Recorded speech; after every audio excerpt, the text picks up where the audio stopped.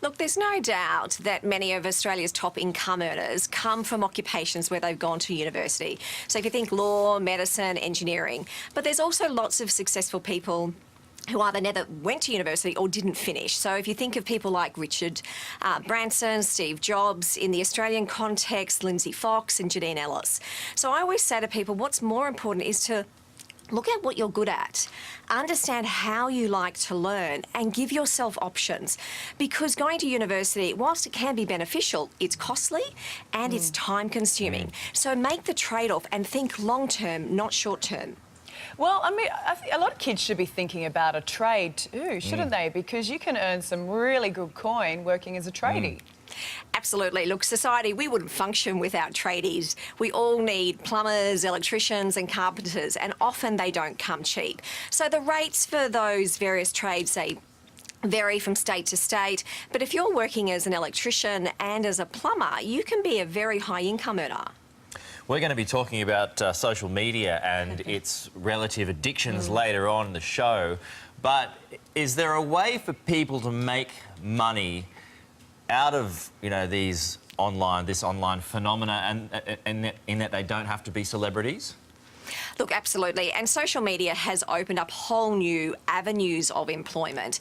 And we have what are called micro-influencers. So they're not celebrities, they're everyday people, but they have a niche and they're well known in that niche. And it might be in fitness and in health or in fashion. And because they've got a strong, loyal following, there are brands that want to partner with them. And so there's platforms where they can be connected with those brands to then be able to publicise and sell those products for those brands. Yeah, I mean, Michelle, I really feel for kids who are in high school at the moment trying to decide what they're going to do with their life, because it's really hard to know what jobs will be relevant in 10 years when times are changing so quickly. What can you see being, you know, jobs to look at?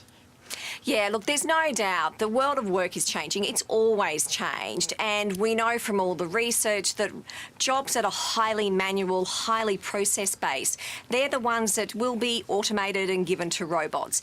But it's all the roles where it's the human-to-human connection, service industries, where, you know, I often say to people, you know, a robot can't give you a hug. So it's all of those types of roles that are going to be far more important into the future. And so what becomes really important for people who are leaving school is to think about skills that are adaptable so that they're continuing to learn and continuing to ready themselves for the future. Michelle, how important is it to get yourself into the right mindset, to have that attitude, to have the right attitude when you go forward? How much of a significant role does an attitude play? I think an attitude plays a really critical part, because at the end of the day, career success comes down to your willingness to learn, your willingness to take a risk, to put into the hard work. And I always say that you need to always deliver way more value than is expected of you. And those basic ingredients and building the right networks all help you to have that long-term sustainable career.